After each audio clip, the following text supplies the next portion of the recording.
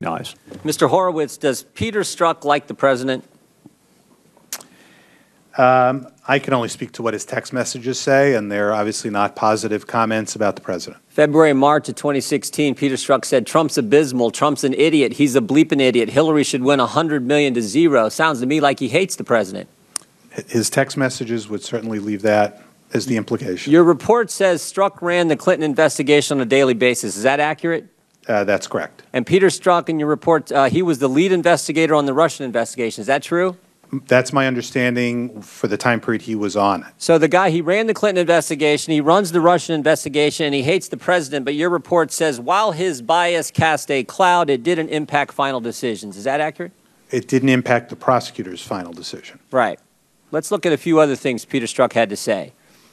On May 4th, 2016, the day after President Trump secures the Republican nomination, Mr. Strzok says, now the pressure really starts to finish the Clinton investigation.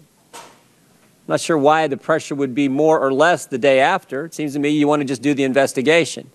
On July 31st, as I mentioned earlier, the FBI opens the Russian investigation.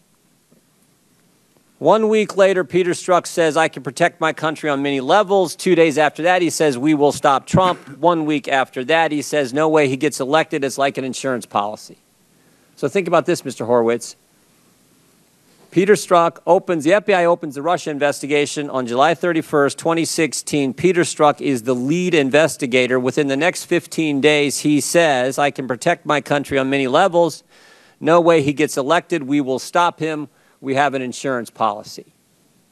Now that seems like, at least I think a lot of regular folks would interpret that as more than just casting a cloud on what the FBI ultimately did. I mean, it's one thing to say Trump's an idiot. It's another thing to say we got an insurance policy.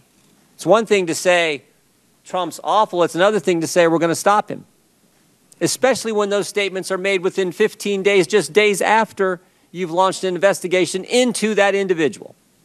Would you agree? And I think the important thing here is the time period we're talking about, because those messages in the July-August period, which we found extremely concerning and antithetical to the core values of the FBI, concerned, as we noted, the Russia investigation, and as you noted, and that's why we had so much concern about what occurred in late September and October.